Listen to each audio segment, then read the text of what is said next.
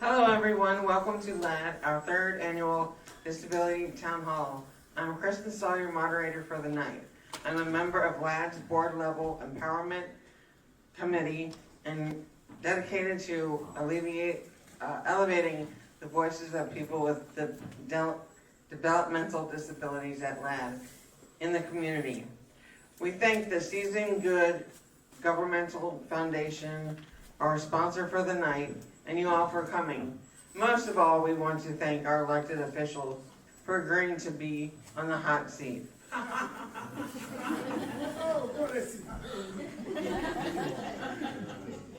I want to invite any candidate running for office to please stand up and introduce yourself. Hi, I'm Mike Odioso. I'm running for state representative in the 30th district, which is the western part of Hamilton County. Thank you. Our committee worked hard to decide what was most important to us to ask tonight.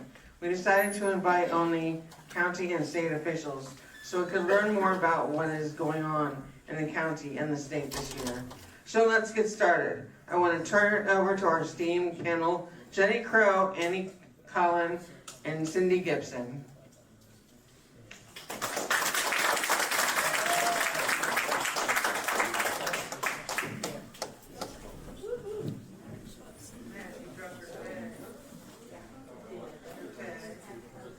Could I have silence, please, so I can get started? Thank you.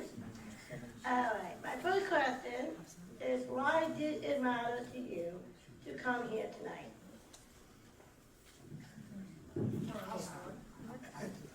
Well, it matters simply because when I was elected to be a member of the House of Representatives and the Senate, City Council, all those areas, I chose those positions because I am seriously concerned about the quality of life of people in general. And anywhere I can be of assistance in addressing those matters and concerns, whether I'm a voice at the State House or a voice locally here in the city, I am open to do that. That's why this matters so very much, because I need to hear from you all exactly what are your concerns. Thank you. My turn. Well, I'm here because I love you folks. Just like a ribbon cutting, just like a graduation, this is the best part of my job. When I get to hear from folks who I know are going to tell me what they want me to hear. And you've been doing that for a few years now.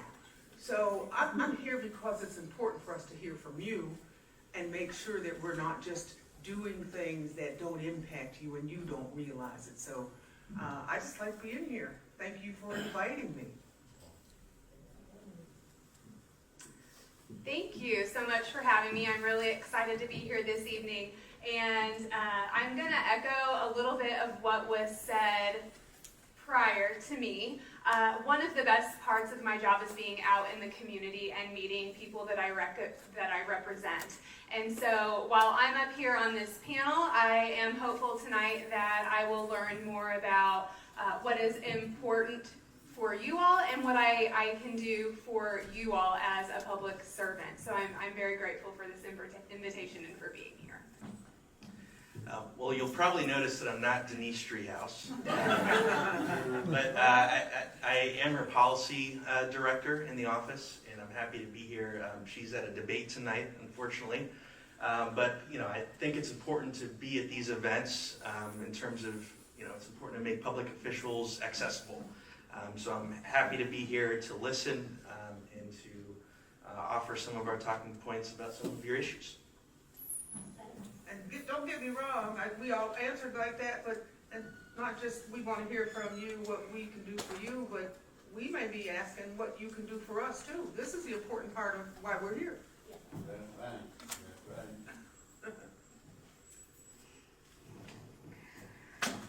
How do you use your power as an elected official to encourage employers to hire more people with disabilities? What kinds of policies or rules are needed?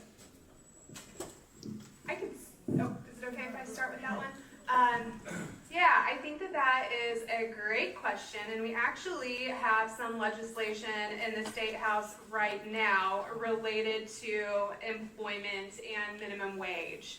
So, you know, an important issue to me and to my colleagues is making sure that there is the same minimum wage for everybody, that some people aren't paid less than the minimum wage for the work that they do. So I think that that's an important one that can be highlighted that's relevant here. Just assuring that there is equity in employment across all levels in the state of Ohio.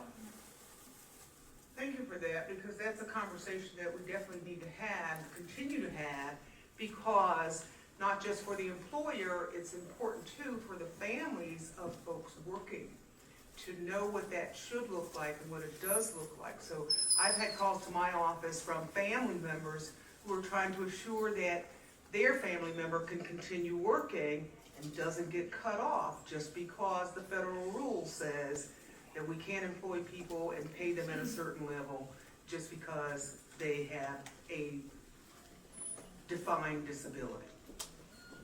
Well, I guess I would answer that in the form of, there are three areas of critical importance to all of us. Access, inclusion, and employment. Those three areas, especially when it comes to businesses, making sure that they're not discriminating against individuals, because discrimination of any kind is wrong.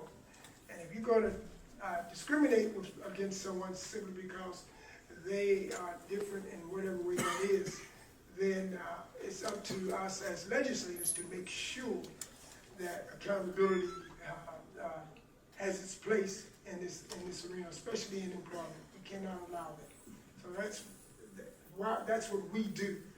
When we hear of these kinds of concerns, our job is to make sure that that's corrected and hold those accountable that choose to go in that direction. Now, I'll just add from the county level, as you all know, there's an important election that's coming up, and part of that ballot is the Developmental Disability Services Levy, which is on this November, which provides funding for programs for workforce training and what have you. And so it's important, at least from our perspective, that the voters continue to support that initiative so that we can continue to do our work to provide those supports when it comes to workforce training and what have you.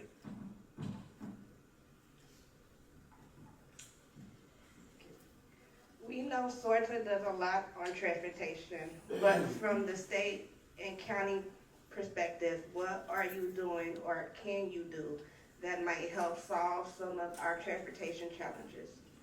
Are there new programs or innovations in public transportation here or across the state that could help us get to our jobs and see our families? Well, I'm going to say that from the state level, we push real hard on an annual basis to make sure that public transportation is included in that budget. We get that budget that first year of the new General Assembly. We make sure that public transportation is in there. And it's for everybody. It's across the board, not just in our urban areas where there is Metro who runs and has various programs, but also in our rural areas that don't have the kind of transportation that they need for all of their constituents. And so it's important that we do that. So we push hard on the state level to make sure that public transportation is included. And I will say this about here on the local level, they include us in conversations about routes and various things that happen with our people with special needs. I have an argument right now that I'm having with the Secretary of State, only because the drop boxes are not, if you've got one in the state and somebody has to take special transportation to be transported to that drop box, it's much more difficult with somebody that has to get a special bus in order to get that transportation. So we're going to keep arguing that one and make sure that we get something done before too long. I would be interested to know some of the barriers to public transportation, if anyone on the panel there or someone from the audience. I'd be more than interested to hear what those barriers are. Yes. For me, I would have to take 3 buses to get to my job. So basically what I need is a crosstown route to get from Anderson to my house, my job. Oh, County? Yeah, well, I'll just add from the county side. So our county engineer has been working closely with the city and the Ohio Department of Transportation in conjunction with Metro as well to develop mobility on demand and to work on establishing new routes. So I know that's something that's been in the works, obviously since the passage of issue 7 in 2020.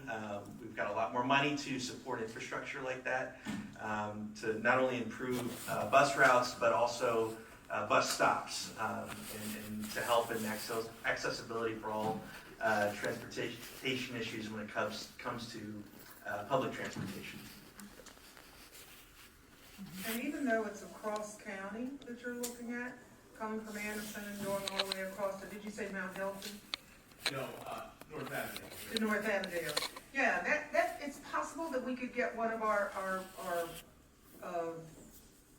buses that are on demand, and once we add additional routes, that could possibly be one of them from that area. So I know that those folks at Metro are working on a lot of those things, but we have to speak up as to, hey, we need a route that goes there in that direction, and not make it cost any more than the routes that you're doing in some of the out suburban areas right now. One of the concerns I have as a parent is the safety and the accessibility at the bus stops. I mean, we used to have benches, but we don't have bus benches or things like that anymore. So as a parent, that was a concern when my daughter was taking the bus. Well, here's what you do, where the bench is missing, there's a whole page on their website where you can complain about certain things. That you need a bus at that, or a bench at that particular spot. And because some of our bus benches are very elaborate, very nice. Some of our benches are still the old benches and wrought iron, and then some places don't even have benches.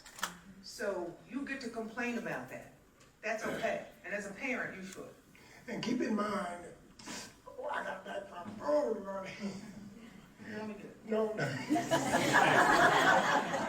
I slept in a chair last night and woke up with some serious pain. But anyway, keep in mind, didn't we just pass the sales tax that ties into transportation? 7, you just talked about that. Yeah. So all of you that pay your taxes, you're paying for that service. And so you can demand. My job is to hear what the issue is, and then I be a voice from my position to highlight what you all are concerned about. But it starts with a conversation like this.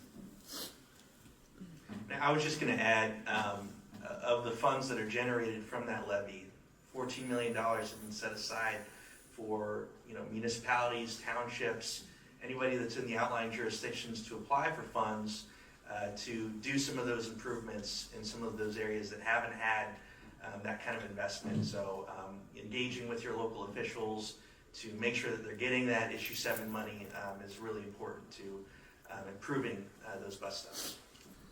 And I just introduced legislation from a safety standpoint that a lot of the bus drivers themselves were even being assaulted. So I've introduced legislation to address that issue, to make it a much more serious offense when you're assaulting a bus driver in the process. Trying to bring some semblance of controls in this area. The streetcar has been really hard for us. Our buses and bus stop need to be better, but instead a lot of money went to the streetcar. What ways can you influence us from your position to help us get benches, shelter, and crosstown routes? Just answer I could drag the city council in there and mayor and start to choke them in front of you. No, It's taking a turn. no. There is work that needs to be done, and unfortunately, we have a level of policy that we set. So we can make sure that if it's a safety issue, we can make sure we confront the city for you. But a lot of those decisions are made with sort of board, metro, county, and the city. And so, I mean, I couldn't even get a name change on a street because it's a city street. You know, I could get a name change on a highway because it's the state highway. But those are things that we try to stay in our place. But you are absolutely right. If we need those things, then I expect that you, along with the assistance of your board members that are here and the administration, to even come to Columbus when there's time to talk about those things. And they do have days, and not just days, but you can always write letters and say what's happening here, because things have been resolved that way. And let me go back in time a little bit. When I was on city council, people would come down, individuals would come up to the mic during the public speaking portion and express their concerns. And the members would listen and say, okay, who's next? And that person would leave. The only time I saw serious attention and impact on any issue was when one person would speak, but there are a whole group behind that person, supporting whatever that issue is. If this group right here came down to City Hall and said, we got a problem with busing, or whatever the case may be, I guarantee you, especially during an election year when council is running for re-election, if this group showed up and said, we want benches at all our bus stops, I guarantee you'd get it.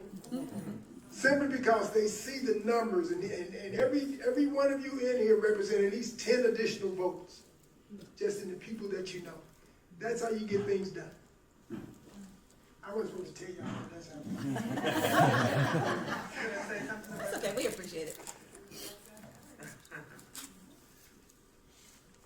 Well, just to reiterate, I mean, again, you know, a quarter of that issue 7 money has been dedicated towards improving that infrastructure that you're talking about.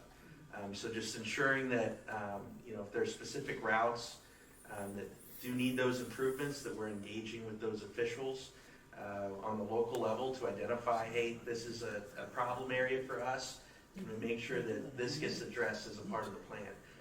$14 million a year to improve those kind of needs.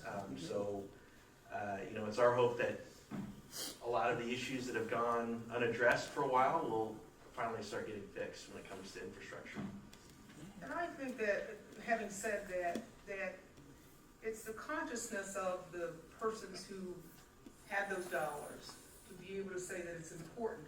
So hearing from you would keep it in their face, but it's important for that to be done, because right now they have the Riverway are making sure that there are on and off ramps for persons with disabilities who have chairs that will be able to get in and also go paddling and canoeing and access those spaces, which they weren't able to do for a very long time, but that's being done now. And as they collaborate and work together, then I think that it's important to get that done too, with where we are with our metro bus routes. I think a common thread throughout several of the answers to the questions thus far, and with, you know, what everybody has said, is that it is so important to engage civically and to get out there and vote and elect people that will represent you in the ways that you want to be represented, and not just voting, but showing up. So you all are already engaging civically because you've invited us all here. So, you know, it's clear that you understand the need to be engaged and part of the process. So, you know, just keep that up. It's amazing. And we are all here to serve you. We work for you. Very good.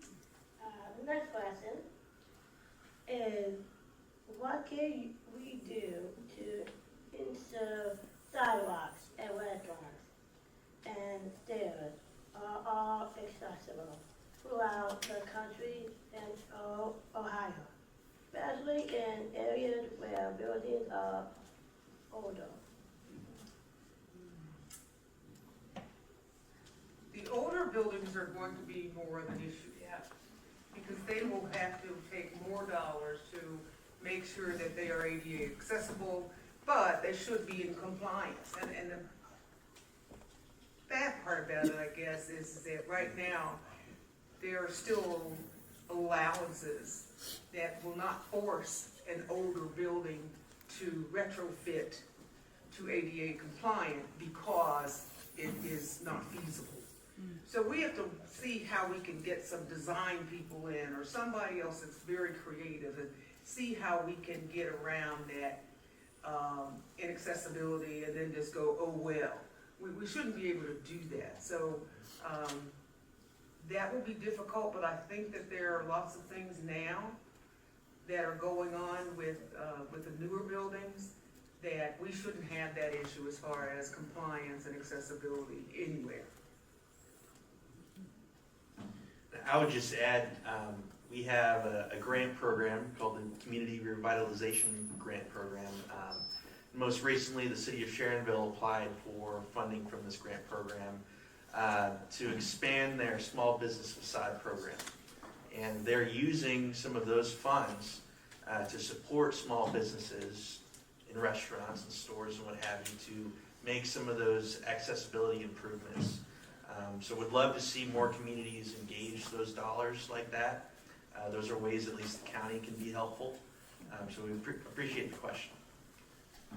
And you know, let me throw this out there too. When I was on city council, you know, there are so many different areas of disabilities. The blind, for example. And they came in my office and they just wanted to introduce themselves, and they informed me that they were going to do a walk from Fountain Square to City Hall. And they wanted to know if I would walk with them. I said, sure, I'd be more than glad to. So when I was on the square, everybody was getting ready to start walking. And I said, I want somebody to tie, I took my tie off and tied it around my eyes, because I wanted to feel what they were feeling. And so as I began to walk, you talking about stepping like I'm scared I'm gonna walk off a cliff or something, the way I was walking. But they were laughing at me. So my point is that when we put ourselves in the shoes of other individuals, then we live as they live. And they I don't know. I guess it's we overcome whatever those barriers are. And this is why it's so critically important that I know what the barriers are. One last thing. There were some individuals that were hearing impaired.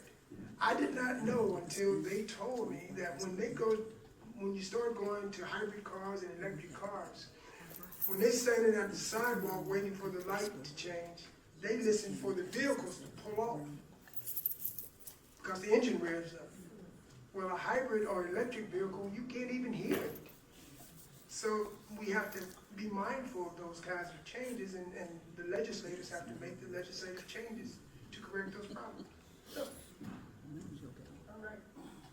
The next question is, what ideas do you have for offering better curb cuts for those of us that need curb cuts to safely cross the street? Just last month in Madeira, I fell off a curb and scraped my knee badly. Well, I also live in Madeira. I'm a fellow Madeiran. And I'd like to know where that curb is, first of all. You know, our local governments out, I represent the suburbs, okay? So I have Madeira, Montgomery, up to Sharonville, Blue Ash. It's important to be in communication with our local governments and municipalities as well, because you know, Madeira City Council and City Office needs to know that that's happening, just like the City of Cincinnati, and the state needs to know about what the state can do to make things better and more accessible. So be sure also that you're engaging, if you're living out in the suburbs, with your local offices as well. And before I leave, I want to know exactly where that curb cut is so that I can pass that along for you. Well, again, Go ahead, Representative. well, that's where, see, you all represent a strong collective voting bloc. So if Madeira City Council and you all showed up saying we need curb cuts, we got this, that's how you get that done. Just show up and make your voices heard, and I guarantee you it'll happen. Well, your first line of defense, though, is to make sure you get back to your municipality, back to who's making those decisions within that area, because they have opportunity. I just watched a lot of it. Madeira was one of them, and I forget what their project was. But every year, those grants that you talked about earlier, and then they come out, they are built on projects, and they get the money based on those projects that they've designed. So if you say back to that Madeira Council, to those folks, hey, we need curb cuts. So the next time there's a grant that you go out and apply for, make sure that's included as part of what work needs to be done. Mm-hmm. So there's an opportunity there, because that's what those monies are for. They scared me at first because I thought they were not gonna spend them, but I've seen a lot of projects that have come back from Wyoming to Madeira to Silverton to Deer Park. A lot of them have some very good ideas, and that would be perfect to be included in what Madeira does next. I think a really great example, you might be thinking of the McDonald Commons Park as one of the projects, but just recently we had a grand opening for our McDonald Commons Park, and some money came to the project from the state.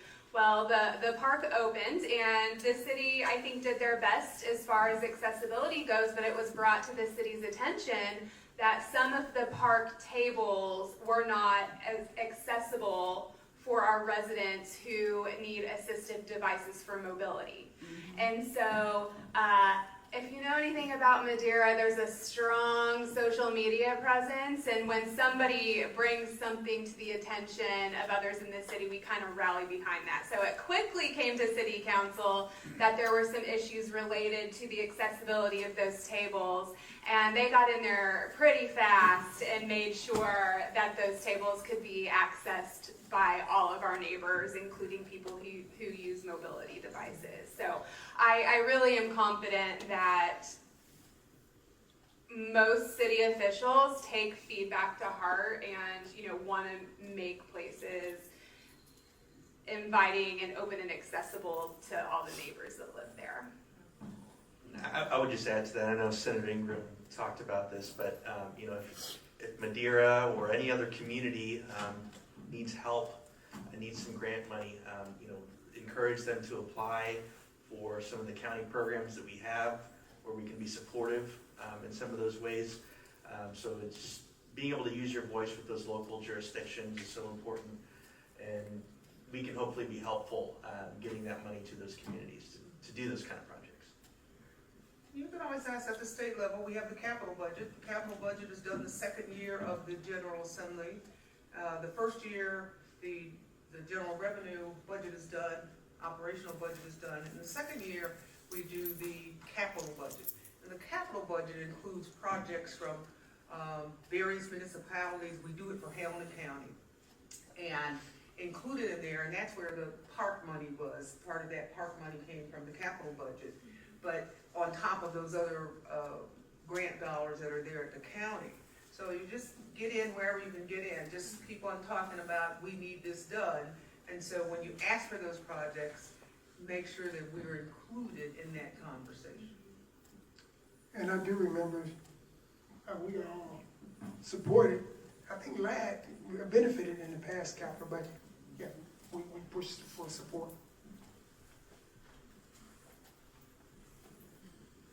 What do you think we can do to help you make our community more inclusive?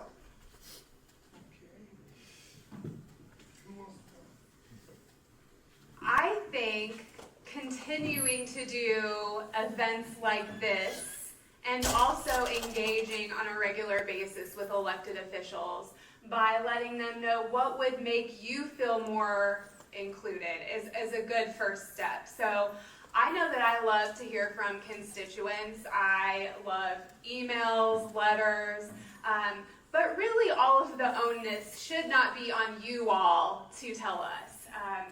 I believe that it is also our job to be out there in the community and for us to be proactive in making our communities more accessible and welcoming places. But really, these types of events, hearing from constituents who have ideas about how to make, our cities, our state more accessible and inclusive and better places to live is always a great place to start. And I think awareness is so critical. Education, I rely on you all to educate me on what the needs are. I can always try to come up with my own ideas, but you all are the boots on the ground. You all are the ones that are experiencing exactly what those needs are.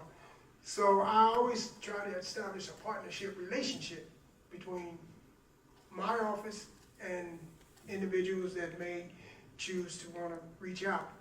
And I look to hear from you, to hear all of those issues. And then I begin the process of talking to other legislators. And one thing you'll find out is that on both sides of the aisle, there are a significant amount of legislators that have someone in their family that may have a disability of some sort. And so there's that relationship building with other legislators to collectively try to address an issue. Just to add to that, as everyone stated, it's so important that we continue to promote diversity. I know Commissioner Driehaus, this is an issue that's very important to her. We, a couple of years ago, established an Economic Inclusion Advisory Council, which runs the gambit on a myriad of different issues, but we have a member from DDS that sits on that board that advises our commissioners about some of the issues that are affecting folks that are dealing with disabilities. So it's important that we also create spaces where there's a seat at the table to have these kind of conversations. So just really appreciate the engagement from some of your community members who are helping craft some of those policy initiatives. As a matter of fact, the mayor just put out his list of boards and commissions where they appoint people. So check those out and let's get somebody on there. Yeah.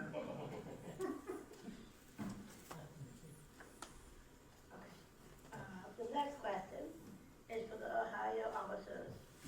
I really love my DNP. Thank you for supporting our, for our officers. I really love my DNPs. Thank you for supporting our workforce. We know you give them a big raise. When you value them, you value us. We got in a pretty big hole for this, like really big. Now that we have caught up with wages, how do we keep from going back into a wage hole? And making everyone have to find new jobs and second and third jobs. Well, that's a toughie. Mainly because you just pointed out we just kind of caught up. And so what happens when that happens is everybody goes, hey, we gave you all that money, look where we are, we're good. And then next year, you get a smidgen. The year after that, you get a smidgen. And then you're right where you were 5 years from now when everything else is going up. And despite the fact that inflation may not be at a rate that's considerably high, it still goes up. So I think that we have to allow reimbursements from Medicaid and things like that to be different and to be inclusive as to what that looks like, so that at different levels, those employees are valued to the point where they're being paid a commensurate salary with the work that they do. So it's going to be tough, because it was like pulling our teeth to get certain dollars increased over the years in the last budget. But here again, we can't sit on our laurels and go, okay, we'll stay here for 5 years or 10 years, and then you're back in the same boat. So your point is well made.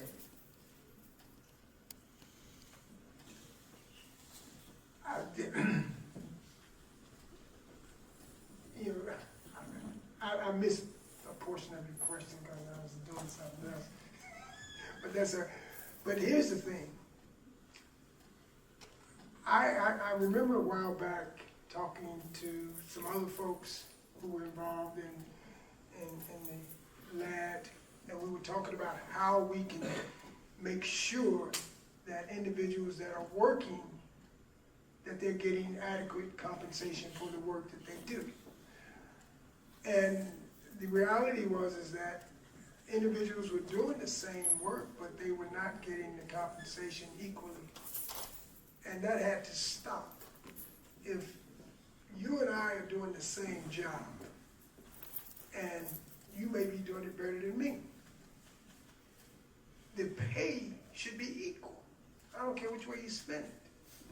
And so we have to make sure as legislators that that is not happening, where individuals are being taken advantage of simply because they may have a disability.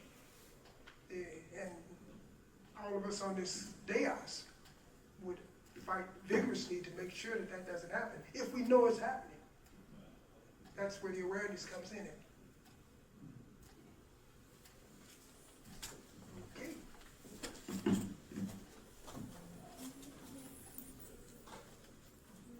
Representative Thomas, one of the things that Annie mentioned was you guys very generously did a historic wage increase for DSPs, and how critical a DSP is to your life and what you do, and your ability to live in the community and participate. And so the question was, there was really a massive hole in DSP wages that happened, and you guys corrected that hole very courageously, very generously. We cannot thank you enough. So Annie was asking about, like, how does the state avoid getting in that hole again over time with DSP wages? Well, obviously, when these things happen, here's how it works.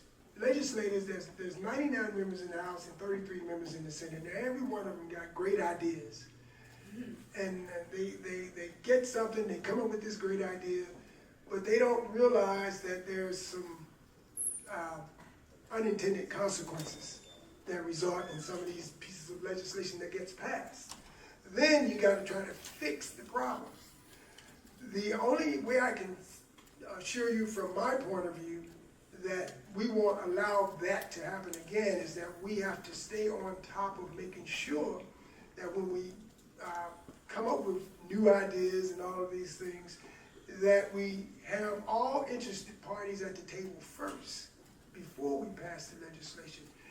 Had we done whatever caused this problem, I can almost assure you that it was caused simply because somebody had an idea and they passed it without having those interested parties meetings to see how it would have the impact outside of what they're intended to accomplish. And we could have avoided that. So that's it. I think what happened is we were trying to save some money. And unfortunately, in doing that, they do things like, well, we don't have to increase the wages here. So what we have to do as legislators, and here again, as you pointed out, there's many of us, but we still have to fight the fight that says, here's what's gonna happen if we don't make those investments now. You're having to spend more dollars to train new people once there's turnover, and even at that, when we continue to gap again, those people can leave and go work down the street at Wendy's and make more or as much, and it doesn't make sense. So it's not just when somebody passes ideas. The notion that, as I indicated before, was that, okay, we're done, we're good, hey, look what we did, and then you go away. No, in the next budget, come January, February, when the governor gives us his budget, we need to be looking, hey, what's in there? And that's where the fight comes in. Yeah, it can, there's value in being a squeaky wheel.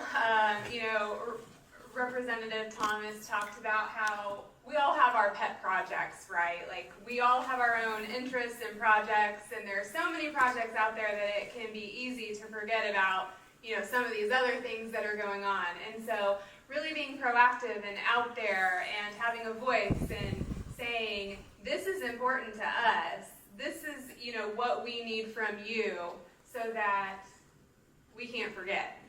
And so, you know, being proactive so that we see you when those decisions are being made. And it's important for LADD, and I'm sure the LADD does have it because they've been in my office, is to have advocates on behalf of the entire group. And those advocates can come in and inform us of things, even if there's a bill that's being introduced, but it's not passed yet. Well, someone from some LADD will come into my office and say, Representative Thomas, have you seen this? And I said, no, what? Then they'll lay it out and say, here's what this can cause, da, da, da, da, da. Well, then I get with my colleagues and say, hey, have we looked at this? So we need that collaboration. And I can't get to everybody in here, but I sure can get to the liaison that's speaking on behalf of LADD. And that's critical.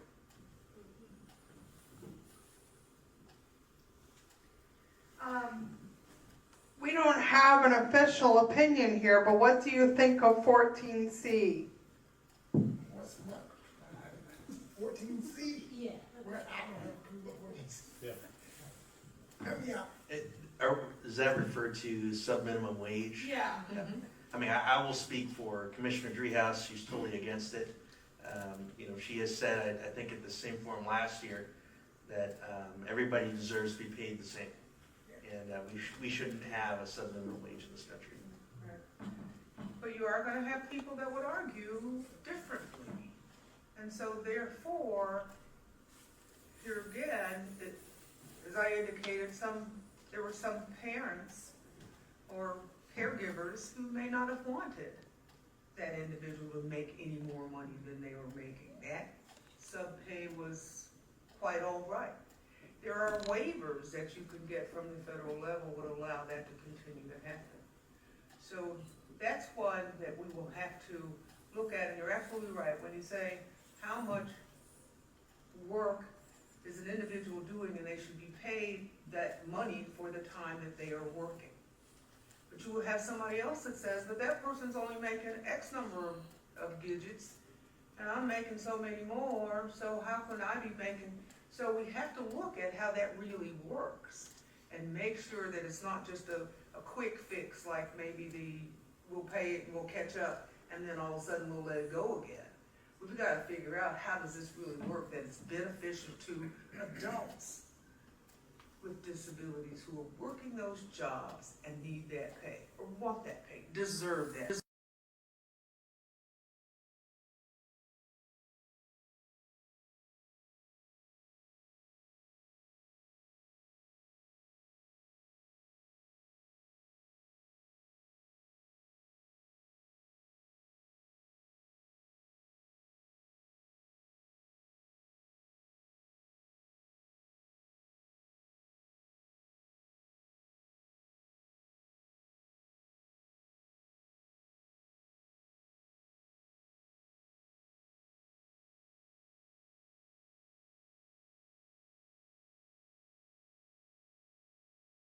to come if they were against it. Well, trying to be nonpartisan up here. That was my attempt. As I said, I am against a sub-minimum wage. So if you are against sub-minimum wage or want to have your voice heard either way, I would encourage you to reach out to your legislators, to find out who your state representative is, to write them an email. You can also participate in the process beyond that by providing testimony. I believe, has this bill received a hearing yet, Rep. Thomas? I don't, okay. So, you know, when the committee where this bill is placed is having its hearings, you can come up there and speak, or you can provide written testimony. So writing a letter and sending it in and saying, I am against this and this is why. And this is for any piece of legislation that you are for or against. Writing in and saying, I support this because, or I don't support this because. And one of the things that I know that I like to hear is about people's lived experience. We got a lot of experts, or, you know, sometimes people who think that they're experts up there, but lived experience is just as important as some of this information provided by experts. And so I would encourage you to make your voices heard. Right. Now, and when I said that we don't want them to come, it's you don't want people testifying against that bill. Right. So it's against the bill, not against the minimum wage. You don't want, because the bill upholds that there should not be a disparity in those wages. So you don't want them to argue against it. I'm sorry, I'm bipartisan sometimes, but the whole thing is that you don't want them to argue against that bill. And there are people that will argue against that bill. You hope that those folks don't show up. Mm-hmm. And keep in mind that every bill that gets introduced, you got 2 years to get that bill through. If it doesn't get through in by December 31st of the second year of the General Assembly, that bill dies, and you got to start the process all over again. This bill will probably die because the General Assembly ends in December of this year, 31st. So that bill will probably not go anywhere. And that's too bad. Yeah. We've been digging around for 2 months. What do you need from us to help you make sure we have housing, jobs, and we have some nice people that help us when we need it, and we can get in and out of stores and around town?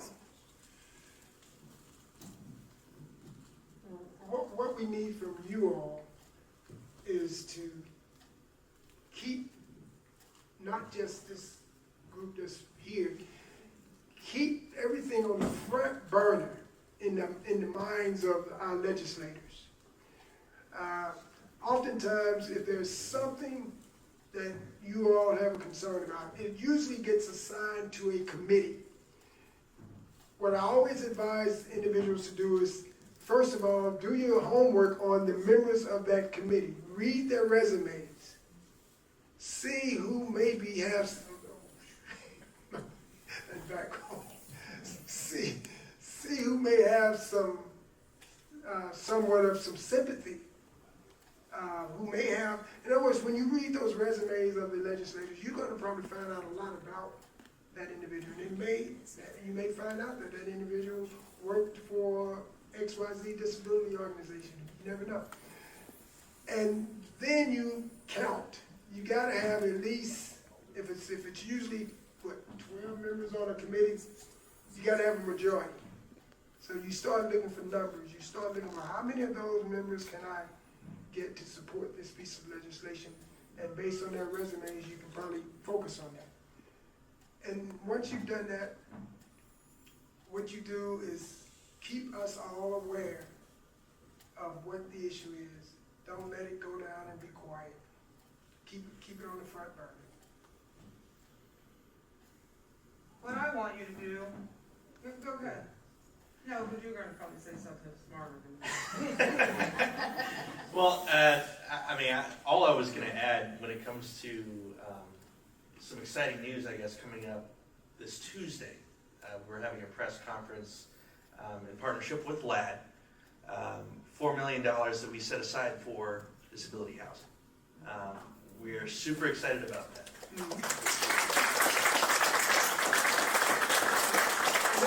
That money came from the feds down to the state, down to the... And we use our ARPA money from the feds, so thank you to the federal government. But that'll provide 36 new units. And of course, I know there's some question too. How do we make sure that we keep rental prices down and what have you? We need to keep building, and as much as we can. We know that there is a significant shortage across all levels of housing in our county, in our region. So continuing to get some financing, hopefully from the state and hopefully from other places, to continue to chip away at that number of units that we need to continue to build. See, I told you were going to be smarter than me. Because all I really was going to say is make sure you stay in the fold. What I asked you to do, stay in the fold. What I mean by that is make sure that an organization like LADD is doing that work. And those folks care about what happens to you. So you have a huge advocate there in the organization to be able to say, hey, we need this help. Somebody has to fight that for us. Because some of you folks already know as individuals how hard that is. To call somebody and you're making phone calls and you want this done and that done, and I can't, my retirement, they're gonna cut off my medication if I do. So those are all things that really need to be addressed. But if you're under the umbrella of an organization like LADD, I do believe that all of that can be much less painful, and we'll get that work done. And keep in mind also, there's three organizations, I shouldn't say organizations, but there's three areas that usually get total bipartisan support. That's issues involving seniors, issues involving children, and issues involving individuals with disabilities. Many of our legislators are very supportive of efforts in these areas. We just need to know what the needs are, and then you need a partner in one of us to drive that issue forward in the legislature. And usually it'll either end up in one of the budgets, whether it's the capital budget or the operating budget.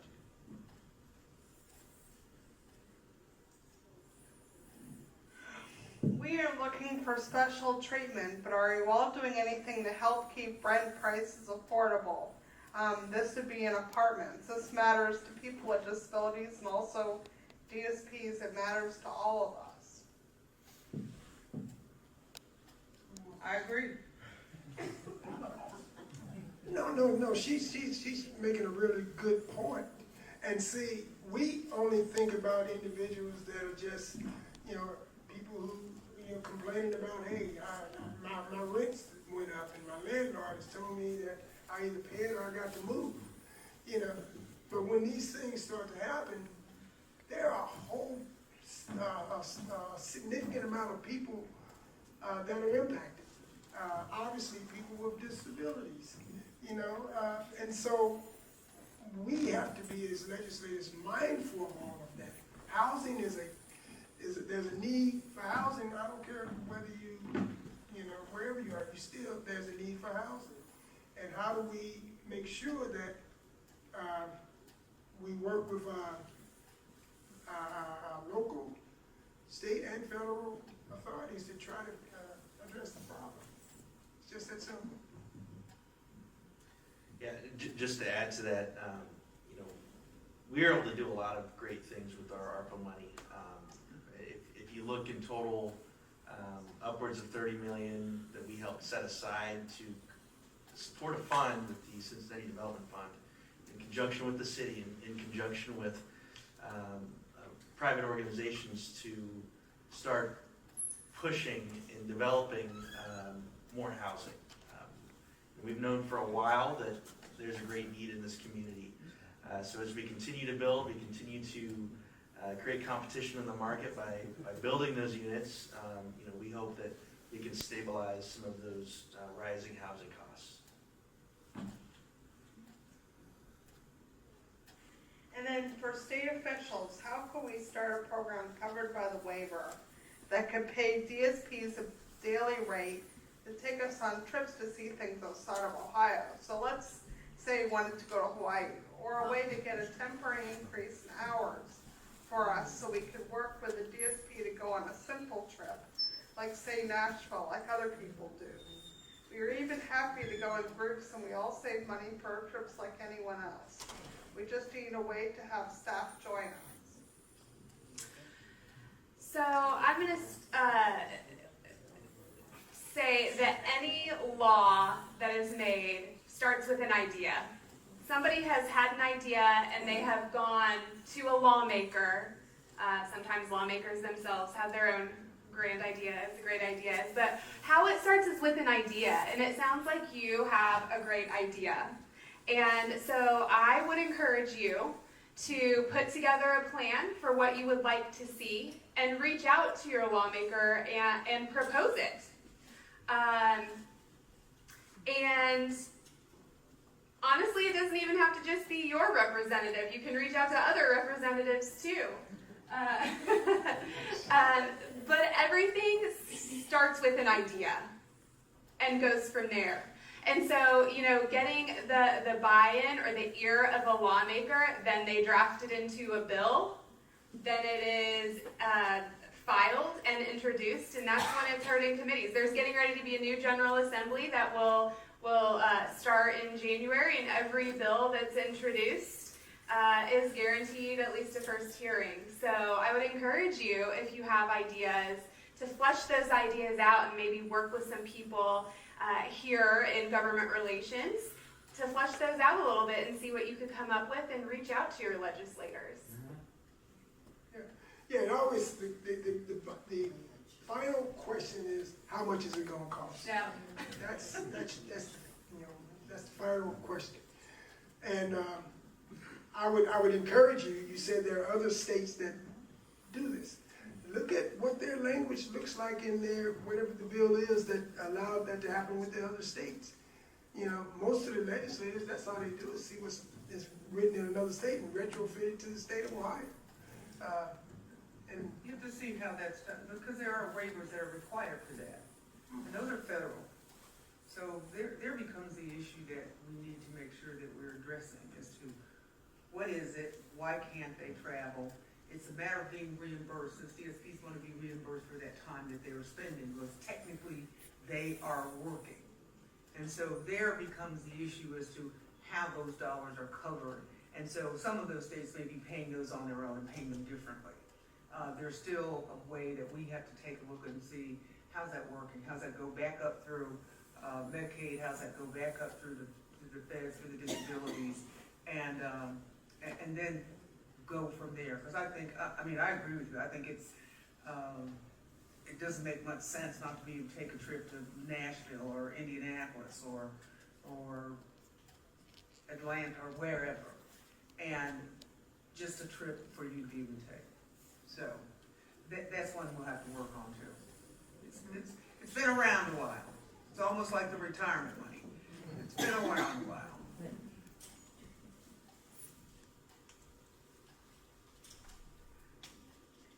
Thank you for coming tonight. One last question.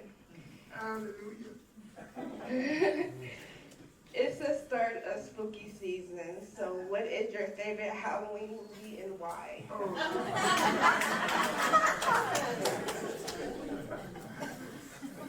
Okay, now when I was in my interview, I was really having a hard time thinking about my favorite movie, and I kind of took a way out. But I've had some time to think about it, Matt, and I'm going to say Hocus Pocus, the first one. Oh, that was a fun movie. Oh, that's great. Sorry, I took. Oh, why? I grew up watching it, I think, with my mom. So it's kind of nostalgic, and it just reminds me of being cozy and, watching a movie all wrapped up in a blanket with some hot chocolate. I got a question. I don't like Halloween. That's not a question. That's a statement.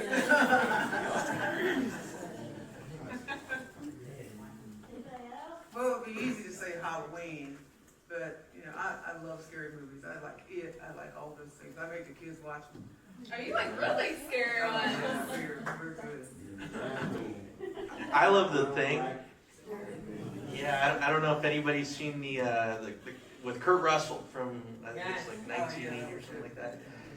But it's a great sci-fi horror movie, and an existential crisis. They unthaw this alien, and he transforms into everybody, and they don't know who's been taken over. It's a great movie. Highly recommend. I don't have a Halloween movie. I don't know. Pumpkin patch.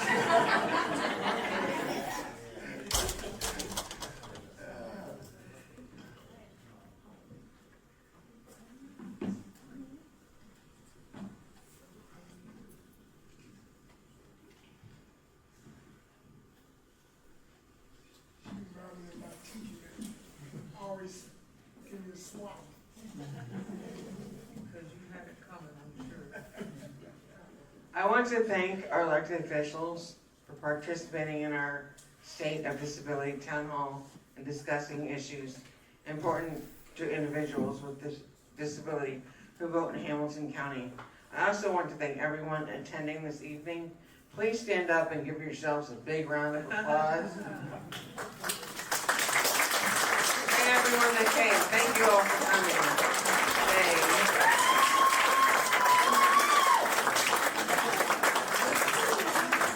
The Empowerment Committee appreciates your participation in our town hall tonight.